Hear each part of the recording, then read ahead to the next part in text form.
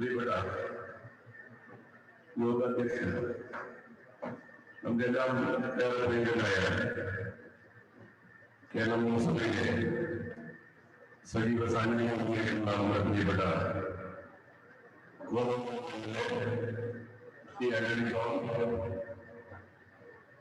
ജില്ലാ പഞ്ചായത്തിന്റെ പുതിയ പ്രസിഡന്റായി ചുമതലയേറ്റ് നമ്മുടെ നേരിടുന്ന സാമൂഹികമായിട്ടുണ്ടാകുന്ന ജില്ലാ പഞ്ചായത്തിന്റെ പ്രസിഡന്റ് ശ്രീ ഉല്ലാസ് തോമസ്, ജില്ലാ panchayat president Shri Shiny George, standing committee ചെയർപേഴ്സൺമാർ, ജില്ലാ പഞ്ചായത്ത് മെമ്പർമാർ, ബ്ലോക്ക് ഗ്രാമപഞ്ചായത്ത് ഭാരവാഹികളും മെമ്പർമാരുമായിട്ടുള്ള സുഹൃത്തുക്കൾ, വിവിധ സംഘടനകളുടെ ഭാരവാഹികൾ, കൃഷി ഏറ്റവും പ്രിയപ്പെട്ട ഈ ഫാമിലെ തൊഴിലാളി സഹോദരി സഹോദരന്മാരെ സുഹൃത്തുക്കൾ, നേരത്തെ ഫാമിലേക്ക് കൃഷി വകുപ്പ് മന്ത്രി എന്ന നിലയിൽ ചുമതല വഹിക്കുന്നതിന് ഇവിടെ വന്നുള്ള അതിയായ ആഗ്രഹം എനിക്കുണ്ടായി. അതിന്റെ ഭാഗമായി ഈ ഫാമിലെ ഈ മേഖലയിൽ പരിപാടി സംഘടിപ്പിക്കുകയും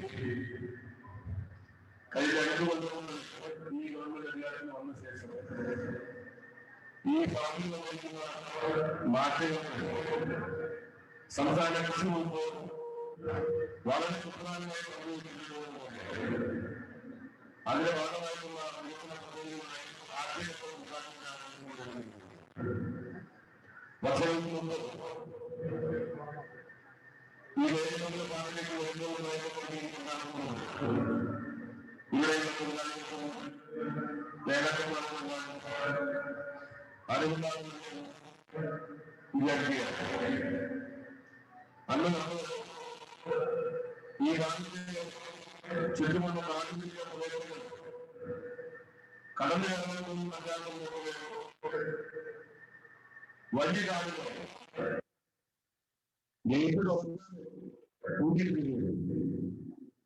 നമ്മൾ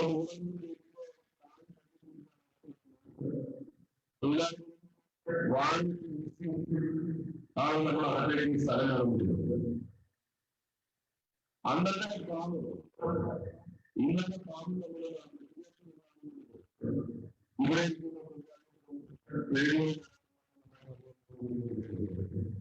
അതിന് ഈ കൃഷി വകുപ്പിന്റെ അതിന്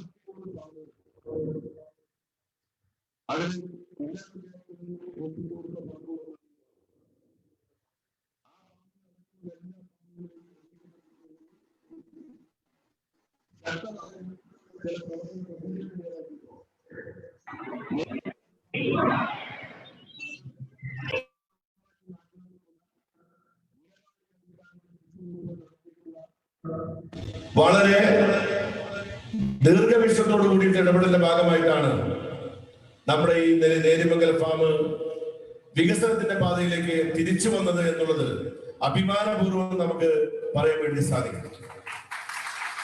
ഇവിടെ വരുമ്പോ തൊഴിലാളികൾക്ക് 6 ദിവസം പോലും പണിയുണ്ടായിരുന്നില്ല. തൊഴിലാളികളുടെ സ്ഥിരപ്പെടുത്തൽ പരിപാടി കേരളത്തിൽ ഒരിടത്തുണ്ടായിരുന്നില്ല. ഞാൻ കൃഷിമന്ത്രിയായിരിക്കുമ്പോ വരുമ്പോ ഒരു തൊഴിലാളിയുടെ ദിവസവേതനം 385 രൂപയാണ്. 385 രൂപ. ഇന്ന് ഈ ഗവൺമെന്റ് വന്ന ശേഷം തൊഴിലാളികളെ മുഴുവൻ സ്ഥിരപ്പെടുത്തി 2200ഓളം തൊഴിലാളികൾ കേരളത്തിൽ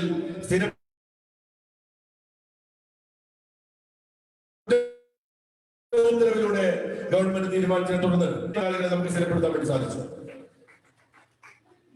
മാത്രമല്ല 385 രൂപ ഉണ്ടായിരുന്ന കൂലി എത്രയാ ആർക്കെങ്കിലും അറിയോ? 800 അല്ല, ശരിക്കും വെച്ച് നോക്ക്. 900 എത്രയാ? നേതാക്കന്മാർക്ക് അറിയില്ല, മേടിക്കുന്നവർക്ക് അറിയാം. എത്രയെന്ന് പറ.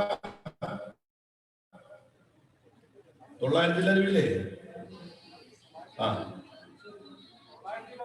925 രൂപയാണ് ഇപ്പൊ തൊഴിലാളികളുടെ കൂലി. അതായത് 3 ഇരട്ടിയാണ് കൂലി വർദ്ധിപ്പിച്ചത് 5 കൊല്ലം കൊണ്ട്. ഒറ്റ ഉത്തരവിലൂടെയാണ് വർദ്ധിപ്പിച്ചത്. അത് ഈ ഗവൺമെന്റ് നടത്തിയ ഇച്ഛാശക്തിയോടുകൂടിയ പ്രവർത്തനമാണ്. 5 കൊല്ലം കൊണ്ടാണ് സംഭവിച്ചത്. കാരണം തൊഴിലാളികളെ തൃപ്തിപ്പെടുത്താതെ ഒരു ഫാമും മുന്നോട്ട് പോകാൻ കഴിയില്ല. ഇന്നലത്തെ ക്യാബിനറ്റില് ഈ തൊഴിലാളികളുടെ ബാക്കിയുള്ള തൊഴിലാളിയെ സ്ഥിരപ്പെടുത്താൻ വേണ്ടി പ്രത്യേകിച്ച് ആന്റണി ജോൺ എന്നോട് പറഞ്ഞിരുന്നു, ഇവിടുത്തെ ഞാനിവിടെ വന്ന കൂടുതൽ തൊഴിലാളികളെ പോസ്റ്റ് ക്രിയേറ്റ് ചെയ്യണം. 10 കൊല്ലം കൂടി ആളുകളെ സ്ഥിരപ്പെടുത്താൻ വേണ്ടി ഗവൺമെന്റ് തീരുമാനിച്ചു. വലിയ സമരത്തിലൊക്കെയാണ് ഇവിടെ.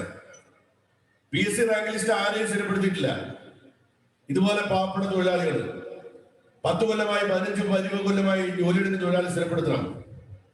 ആ തൊഴിലാളികളടക്കമുള്ള ആളുകളെ സ്ഥിരപ്പെടുത്താൻ വേണ്ടി നമ്മൾ തീരുമാനിച്ചു. ഓരോ ക്യാബിനറ്റിലായിട്ട് വന്നുകൊണ്ടിരിക്കുകയായിരുന്നു. അത് കൃത്യമായ വിവരങ്ങൾ ഉണ്ടാക്കി. ഏകദേശം 586 തൊഴിലാളികളുടെ പേരും ലിസ്റ്റും ഒക്കെ എടുത്തു. ഡേറ്റ് ഓഫ് ബർത്ത് അടക്കം എല്ലാം എടുത്തു. ഇന്നത്തെ ക്യാബിനറ്റിലെല്ലാം പോസ്റ്റ് ക്രിയേറ്റ് ചെയ്യാൻ വേണ്ടി വെച്ചിരിക്കുകയാണ്. പക്ഷെ കേരളത്തിലെമ്പാടും തൊഴിലാളികളെ അടക്കമുള്ള ആളുകൾ സ്ഥിരപ്പെടുന്നതിന് വലിയ സമരം നടക്കുകയാണ്. തൊഴിലാളിയെ സ്ഥിരപ്പെടുത്തിയാൽ എന്തോ പ്രശ്നം ഉണ്ടാവുമെന്ന് പറഞ്ഞുകൊണ്ടിരിക്കുകയാണ്. സത്യം പറഞ്ഞാൽ ഒരു PSC റാങ്ക് ലിസ്റ്റിനെ എഫക്ട് ചെയ്യാത്ത സ്ഥിരപ്പെടുത്തല് നടത്താൻ പറ്റാത്ത പ്രതിസന്ധിയിലേക്ക് ഗവൺമെന്റ് എത്തിയിരിക്കുകയാണ്. അതിനെ തുടർന്ന് തൽക്കാലം ഇത് മാറ്റിവെക്കാൻ തീരുമാനിച്ചു ഇന്നലെ. അല്ലെങ്കിൽ ഇന്നലെ സ്ഥിരപ്പെടുത്തേണ്ടതായിരുന്നു. ഞാൻ നിങ്ങൾക്കൊരു വാക്ക് തരുന്നു, ഇവിടുത്തെ തൊഴിലാളികളെ ഈ ഗവൺമെന്റ് സ്ഥിരപ്പെടുത്തും. അതിനാവശ്യമായ നടപടി സ്വീകരിക്കും. ഇന്നലെ ബഹുമാനപ്പെട്ട മുഖ്യമന്ത്രി പറഞ്ഞിട്ടുണ്ട്, ഈ ഗവൺമെന്റ് തന്നെയാണ് വരുന്നത് എന്നുള്ള കാര്യത്തിൽ അത് സംശയം വന്നാൽ ഈ സ്ഥിരപ്പെടുത്താൻ അർഹതപ്പെട്ട എല്ലാ തൊഴിലാളിയും സ്ഥിരപ്പെടുത്താൻ ഈ ഗവൺമെന്റ് പ്രതിജ്ഞാബദ്ധമാണ്. ആളുകൾ തെറ്റിദ്ധരിപ്പിച്ച് എന്ത് ചെയ്യാൻ പറ്റും? നമുക്കൊന്നും ചെയ്യാൻ കഴിയില്ല. ഇവിടെ ഈ തൊഴിലാളികൾ സ്ഥിരപ്പെടുത്താൻ ഇവിടെ ഇല്ലെങ്കിൽ ആരെങ്കിലും പറയട്ടെ, പറയേണ്ടത് ഇതാണ് നമ്മൾ ചെയ്യേണ്ട കാര്യം. പാവപ്പെട്ട തൊഴിലാളികൾ നമ്മുടെ കേരളത്തിൽ ഇതുപോലെ തൊഴിലാളി പാവങ്ങളെ കൃഷി വകുപ്പിന്റെ ഭാഗം, വെറ്ററിനറി ഡിപ്പാർട്ട്മെന്റിന്റെ ഭാഗം, കാർഷിക എല്ലാമായി സ്ഥിരപ്പെടുത്താൻ വൈകിട്ടാണ്. ഇവരുടെ എല്ലാവരും കൃത്യമായ എല്ലാ ദിവസവും പറയുന്നതാണ് നമ്മളൊന്നും പിൻവാതിലൂടെ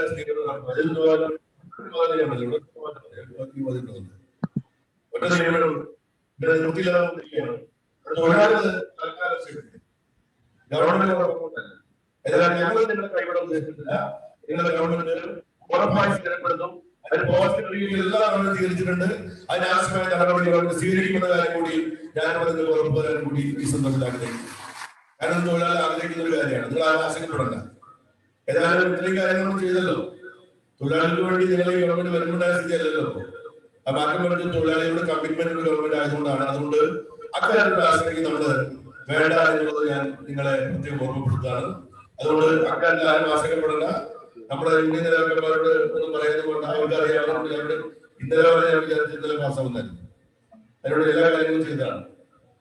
ഞാൻ നമ്മുടെ മില്ലിട്ട് വിളിച്ച് പറഞ്ഞിരിക്കാറും ഇത്തവണ നിങ്ങൾ പറഞ്ഞ പോലെ ഇത് പാസ്സാവുമ്പോഴാണ് വിചാരിച്ചത്.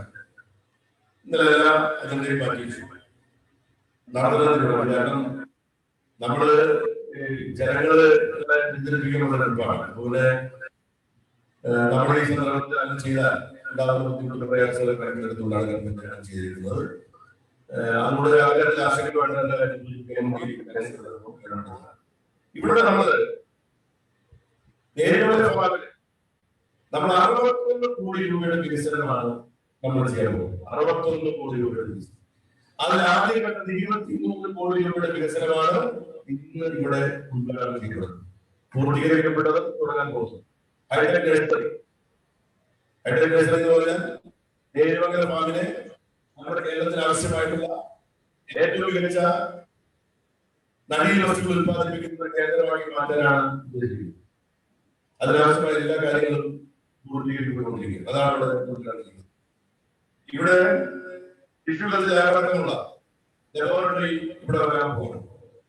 നമ്മുടെ തൊഴിലാളികളെ എല്ലാ അർത്ഥത്തിലും കാർഷിക രംഗത്തെ ഏത് ജോലിക്ക് പ്രാപ്തരാക്കുന്നുള്ള ട്രെയിനിങ് കൊടുത്തുകൊണ്ട് ഈ തൊഴിലാളികൾ തന്നെ വെച്ചുകൊണ്ട് നമുക്ക് ഈ തൊഴിലെല്ലാം ചെയ്യപ്പെടുന്നു. നമ്മുടെ തൊഴിലാളികൾക്ക് പൂർണ്ണ ദിവസവും പണി കിട്ടും. ആ പണി കിട്ടും. ആ പണിക്കനുസരിച്ച് കൂലി കിട്ടുന്ന തരത്തില് അവരുടെ സുരക്ഷയും ഉറപ്പുവരുത്തിക്കൊണ്ടുള്ള പരിപാടിയാണ് നമ്മളിവിടെ ഇതിന്റെ ഭാഗമായി ചെയ്യാൻ വേണ്ടി ഉദ്ദേശിക്കുന്നത്. ഇത് നിങ്ങൾക്ക് എല്ലാവർക്കും അറിയാം. ഇതിന്റെ ഭാഗമായിട്ട് നമ്മളിതവിടെ നേരിമംഗലം ഫാം ടൂറിസത്തിന്റെ ഭാഗമായി വികസിപ്പിക്കാൻ പോകുന്നത്. അതിന്റെ ഭാഗമായിട്ടുള്ള പദ്ധതികൾ താമസിക്കാൻ ട്രെയിനിങ് കൊടുക്കാൻ ഒക്കെ ഉദ്ദേശിച്ചുകൊണ്ടുള്ള കാർഷിക പഠന കേന്ദ്രം, ഗസ്റ്റ് ഹൗസ്, അതുപോലെയുള്ള സംയോജിത കൃഷി സമ്പ്രദായം, ഹൈടെക് അഗ്രികൾച്ചർ ഫാമിംഗ്, ഇങ്ങനെ തുടങ്ങിയിട്ടുള്ള ഒട്ടനവധി കാര്യങ്ങൾ വിവിധ കേരളയിൽ ഉൾപ്പെടുത്തിക്കൊണ്ട് നമ്മൾ പണം ആലോചിച്ചിട്ടുണ്ട്. അധിക ഭാഗങ്ങൾ വിവിധ കേരളയിൽ ഉൾപ്പെടുത്താൻ ഗവൺമെന്റ് സമ്മതിച്ചിട്ടുണ്ട്. നമ്മൾ ആദ്യം പരിഗണന നമ്മുടെ നേരിമംഗലം ഫാമിലാണ്. ഞാൻ എന്റെ ആദ്യത്തെ ഐഡിയ നേരിമംഗലം ഫാമിൽ സെന്റർ ഓഫ് എക്സലൻസ് ആകാൻ വേണ്ടി ആദ്യം ഞങ്ങൾ കണ്ടത് ഈ ഫാമായിരുന്നു. നെതർലാൻഡ് ഗവൺമെന്റുമായി സെന്റർ ഓഫ് എക്സലൻസ് എന്ന സെന്റർ ആകാൻ വേണ്ടി ആദ്യം നേരിമംഗലം ഫാമാണ്. അന്ന് ഞങ്ങൾ തീരുമാനം, ഞാൻ എല്ലാ വർഷങ്ങളും പഠിച്ചെനിക്ക് ഒരു കാര്യം മനസ്സിലായി. ഇവിടെ മാറി മാറി വരുന്ന ഉദ്യോഗസ്ഥന്മാര് അവർക്ക് താല്പര്യമില്ലെങ്കിൽ ചിലപ്പോ ഈ പിന്നെ നമ്മളീ പറയുന്ന സെന്റർ ഓഫ് എക്സലൻസ് ചിലപ്പോ സെന്റർ ഓഫ് വേറെതായി മാറും. അതുകൊണ്ടാണ് ഇവിടെ വെച്ചാൽ ശരിയാവില്ല, ഇവിടെ നല്ല ഇവിടെ വെച്ചാൽ ശരിയാവില്ല. അതുകൊണ്ട് ഞാൻ എന്ത് ചെയ്യും, അത് കാർഷിക സർവകലാശാലയിൽ ചെയ്യാൻ തീരുമാനിച്ചാൽ അവിടുത്തെ ക്ലൈമറ്റിനെ പറ്റിയതാണ്. അവിടെ നമ്മളിപ്പോ 50 വയലില് 27 കോടി രൂപ ചെലവഴിച്ചുകൊണ്ട് സെന്റർ ഓഫ് എക്സലൻസ് നെതർലാൻഡ് ഗവൺമെന്റുമായി ഒപ്പുവെച്ച് അത് കഴിഞ്ഞ 1 മാസം മുമ്പ് ബഹുമാനപ്പെട്ട മുഖ്യമന്ത്രി പറഞ്ഞു.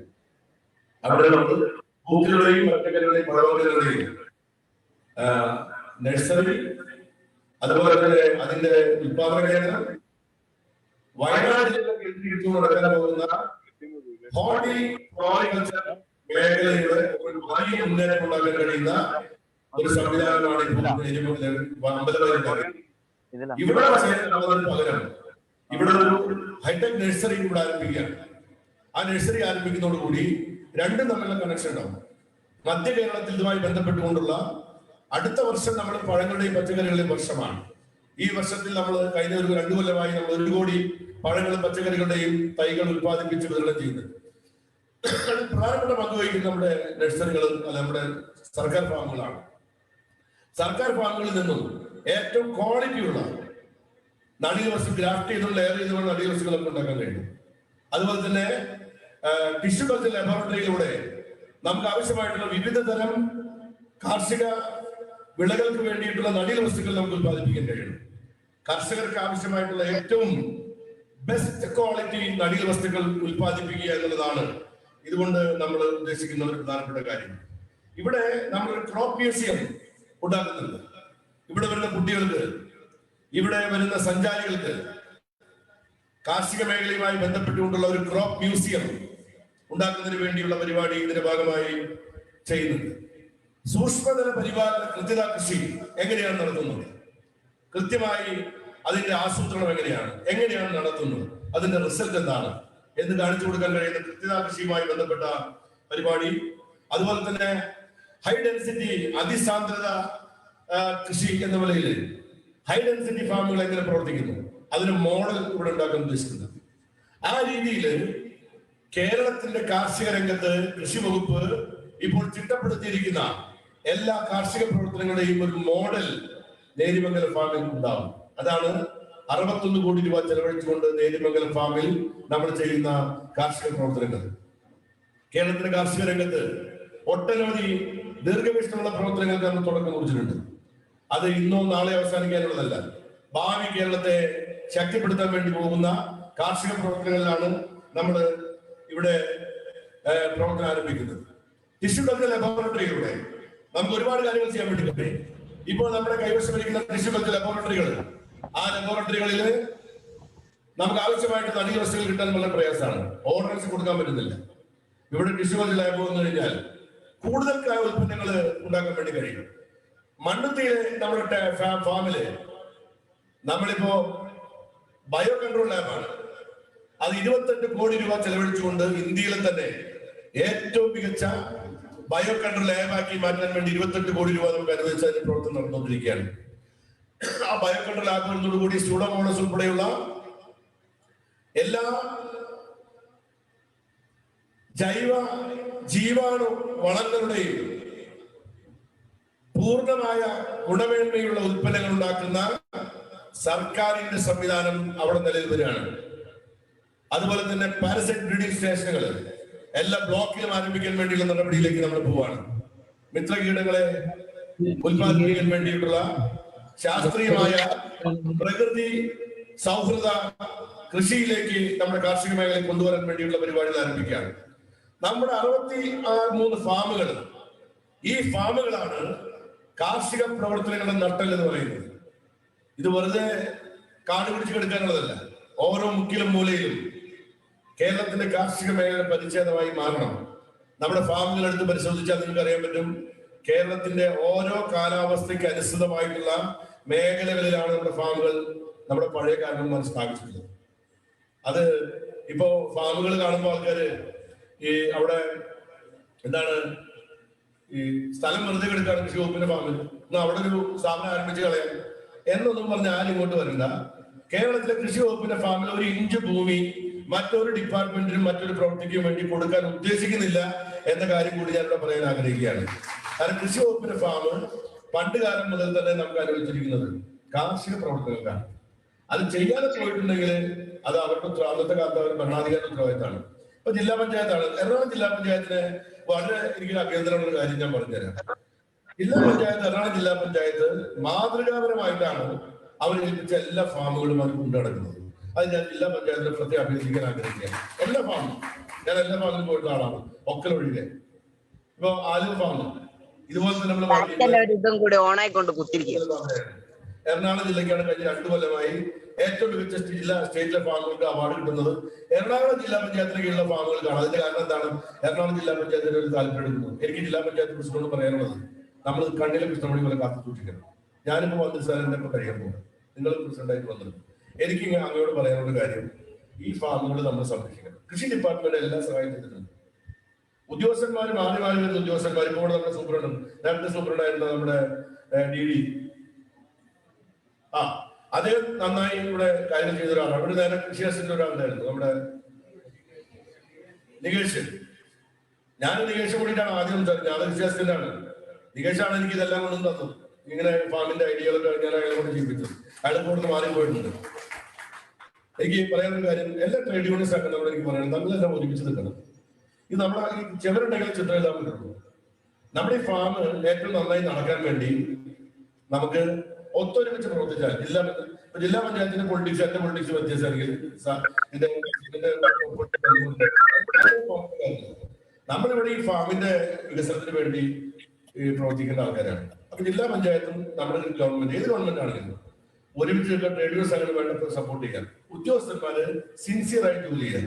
ഒരു ഏൽപ്പിച്ച ഉത്തരവാദിത്തം നല്ല നിലയിൽ നടത്താൻ തീരുമാനിച്ചാൽ അത് ഭംഗിയായി നടക്കും. ചില ഉദ്യോഗസ്ഥന്മാർ അങ്ങനെയല്ല.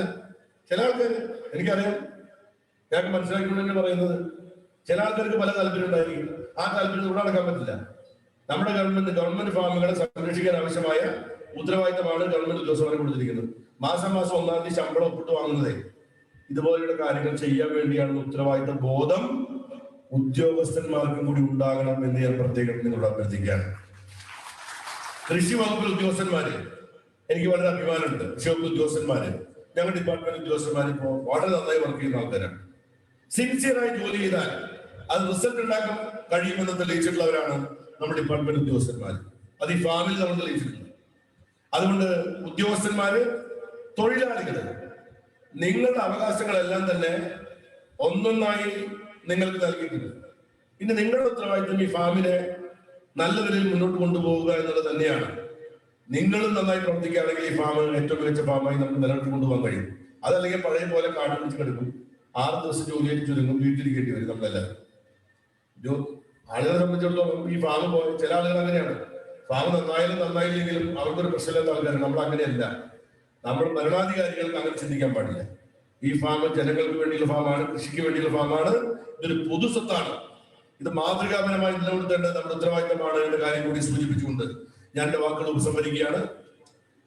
അതോടൊപ്പം ഇന്ന് മറ്റൊരു കാര്യം കൂടി ഉദ്ഘാടനം ചെയ്യുന്നുണ്ട്.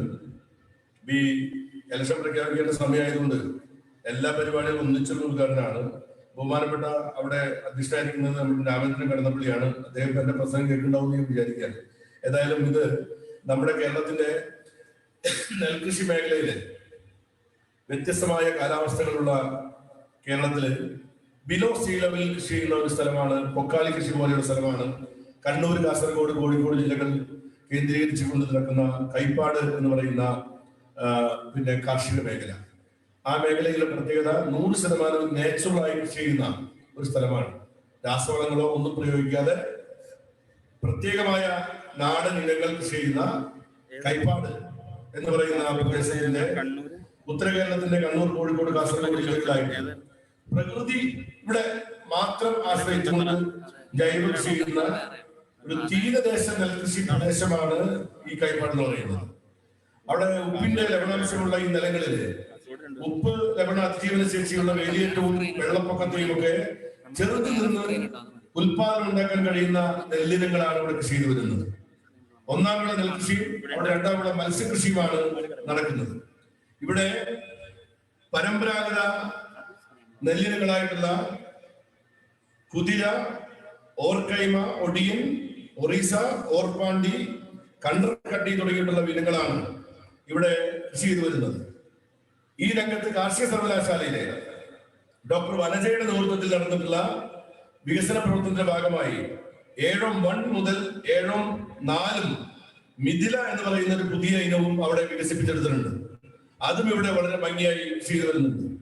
ഇവിടെ ഉത്പാദിപ്പിച്ചു വരുന്ന അരി നമ്മൾ കൈപ്പാട് അരി എന്ന പേരില് പ്രത്യേകമായി ബ്രാൻഡ് ചെയ്ത് ഭൗമസൂചിക പദവി നേടി വിൽപ്പന നടത്തുന്ന അരിയും നമ്മളവിടെ ഉത്പാദിപ്പിച്ചു വരികയാണ്.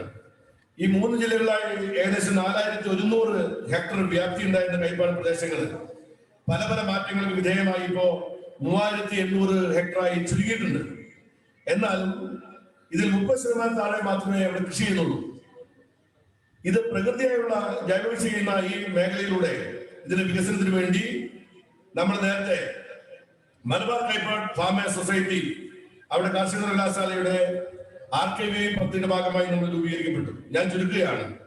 ഇപ്പൊ ഈ ഗവൺമെന്റ് വന്ന ശേഷം എല്ലാ ജില്ലകളെയും ഒരുമിപ്പിച്ചെടുത്തുകൊണ്ട് കൈപ്പാട് വികസന ഏജൻസി എന്ന ഒരു കേഡ്സ് എന്ന് പറയുന്ന ഒരു സംവിധാനം നമ്മൾ രൂപീകരിക്കപ്പെട്ടിരിക്കുകയാണ്. കൃഷി വകുപ്പ് മന്ത്രി ചെയർമാനായിക്കൊണ്ടുള്ള കേഡ്സ് എന്ന് പറയുന്ന ഈ സംവിധാനം ഈ മേഖലയിൽ വികസനവുമായി നമ്മൾ ഉണ്ടാക്കിയിരിക്കുകയാണ്. കൈപ്പാടിന്റെ തനത് ജൈവ ആവാസ വ്യവസ്ഥയും ജൈവ വൈവിധ്യതയും പരമ്പരാഗത കൃഷി രീതികൾ നിലനിർത്തിക്കൊണ്ട് ജൈവ രീതിയിൽ നെല്ലും ജൈവ രീതിയിലുള്ള പരമ്പരാഗത മത്സ്യകൃഷിയും സംയോജിപ്പിച്ചുകൊണ്ട് അതിന് ഉൽപാദനം വർദ്ധിപ്പിച്ചുകൊണ്ട് നമ്മുടെ അതിവിശിഷ്ടമായ ഈ ആവാസ വ്യവസ്ഥയെ പ്രകൃതിയുടെ സംരക്ഷണയോടുകൂടി തന്നെ സംരക്ഷിച്ച് മുന്നോട്ട് കൊണ്ടുപോകാൻ വേണ്ടി ഉദ്ദേശിച്ചുകൊണ്ടാണ് ഈ കൈപ്പാട് വികസന ഏജൻസി രൂപീകരിക്കപ്പെട്ടിട്ടുള്ളത്. ഇതിനൊരു ഗവേണിംഗ് ബോഡിയുണ്ട്, എക്സിക്യൂട്ടീവ് കമ്മിറ്റി ഉണ്ട്. ഡോക്ടർ വനജയാണ് ഈ കൈപ്പാട് വികസന ഏജൻസിയുടെ ചീഫ് എക്സിക്യൂട്ടീവ് ഓഫീസറായി തെരഞ്ഞെടുക്കപ്പെട്ടിട്ടുള്ളത്. പിന്നെ അവരെ നിയമിച്ചിട്ടുള്ളത് അവര് കണ്ണൂർ ആസ്ഥാനമായി ഇതിന്റെ പ്രവർത്തനം ഏകോപിപ്പിച്ചുകൊണ്ടിരിക്കുന്നു. കാസർഗോഡ് കാർഷിക സർവകലാശാലയിലെ സയന്റിസ്റ്റ് കൂടിയാണ് ഡോക്ടർ വനജ എന്ന കാര്യം നിങ്ങൾക്ക് എല്ലാവർക്കും അറിയാം. ഡോക്ടർ വനജയുടെ നേതൃത്വത്തിൽ അവിടെ ഒരുപാട് വികസന പ്രവർത്തനങ്ങൾ നമ്മൾ മുന്നോട്ട് കൊണ്ടുപോകുന്നുണ്ട്. ഇന്നത്തെ മീറ്റിംഗിന്റെ പ്രധാനപ്പെട്ട ലക്ഷ്യം കാറ്റ്സ് എന്ന് പറയുന്ന ഈ ഏജൻസിയുടെ പ്രഖ്യാപനമാണ്. റീബിൽഡ് കേരള ഇനിഷ്യേറ്റീവ് ഉൾപ്പെടുത്തിക്കൊണ്ട് 3 കോടി രൂപ അതിന്റെ വികസന പ്രവർത്തനമായിട്ട് നമ്മൾ അനുവദിച്ചിട്ടുണ്ട്. ആ പ്രവർത്തനങ്ങൾ കാർഷിക സർവകലാശാലയും കൃഷി വകുപ്പിന്റെ നേതൃത്വത്തിൽ അവിടെ നടന്നു വരികയാണ്. ഇതെല്ലാ പ്രവർത്തനങ്ങൾക്കും നിങ്ങളുടെ ഹൃദയം നിറഞ്ഞ കൃഷി വകുപ്പിന്റെ ഹൃദയം നിറഞ്ഞ ആശംസകൾ നേർന്നുകൊണ്ട് കാറ്റ്സ് ഏജൻസിയുടെ കൈപ്പാട് അഗ്രികൾച്ചർ ഡെവലപ്മെന്റ് സൊസൈറ്റിയുടെ ഔപചാരികമായ പ്രഖ്യാപനം നിങ്ങളുടെ എല്ലാവരുടെ അനുവാദത്തോടുകൂടി നിർവഹിക്കുകയും കൂടി ചെയ്തുകൊണ്ട് ഞാൻ എന്റെ വാക്കുകൾ ഉപസംഹരിക്കുകയാണ്. നേരിമംഗലം ഫാമിലെ എല്ലാ വികസന പ്രവർത്തനങ്ങളുടെയും ഔപചാരികമായ ഉദ്ഘാടന കർമ്മം നിർവഹിക്കപ്പെട്ട അറിയിച്ചുകൊണ്ട് ഞാൻ എന്റെ വാക്കുകൾ ഉപസംഹരിക്കുന്നു. നിങ്ങൾക്ക് എന്റെ വിനീതമായ നമസ്കാരം. 10 മണിക്ക് തന്നെ കോതമംഗലത്ത് ഗവൺമെന്റിന്റെ ജനസമ്പർക്ക പരിപാടി നടക്കുന്നതുകൊണ്ട് എനിക്ക് അവിടെ 10 മണിക്ക് തന്നെ എത്തിച്ചേരണമെന്നുള്ളതുകൊണ്ട് ഞാൻ എന്നെ പോകാൻ അനുവദിക്കണമെന്ന് കൂടി അഭ്യർത്ഥിച്ചുകൊണ്ട് ഞാൻ എന്റെ വാക്കുകൾ ഉപസംഹരിക്കുന്നു. നിങ്ങൾക്ക് എന്റെ വിനീതമായ നമസ്കാരം.